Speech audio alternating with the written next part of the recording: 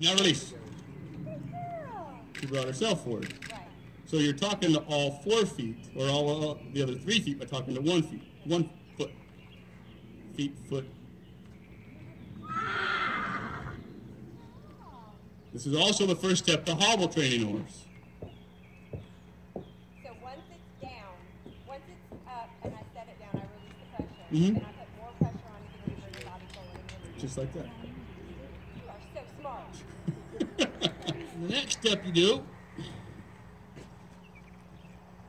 is I have a right rein and a left rein. Okay? So see how the left foot is further back? I'm going to use my right rein. So you bring your... Are you bumping? She's doing the bumping. Okay, you're applying pressure. Yeah.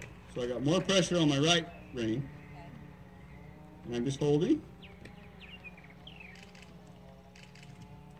She's kind of flexing her knee. She's really unsure about it. She's moving her hind feet. Yeah. It's all a confidence issue. So now her left front, or her right front, I'm going to activate this rein. Because it's further back. Yep. And I'm saying, give me that. Now I'm just going to add some rhythmic pressure here. And then a release. Once you take the step forward. Yep. I'm going to ask her again. Much easier that time. Now the left front. Now I'm going to go with her. Now, when they start walking on their own, don't give up. Make them feel like a winner and just start adding pressure to the foot that's on the ground.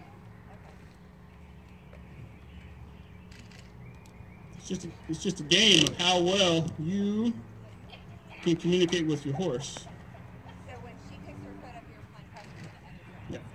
Yeah. Yeah. Now I'm going to hold this rope. She'll figure this out. I'm going to hold the white rope until she stops and comes forward. And it should be quicker than last time. You can just kind of rock your weight back.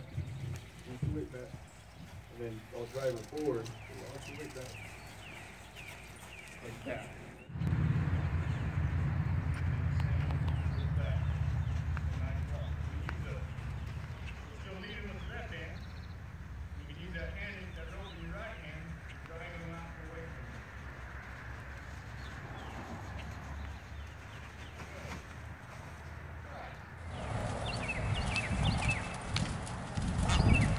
If I only had one thing, one exercise to do with a horse before I rode him, this would be the one that I would get really, really, really, really, really good.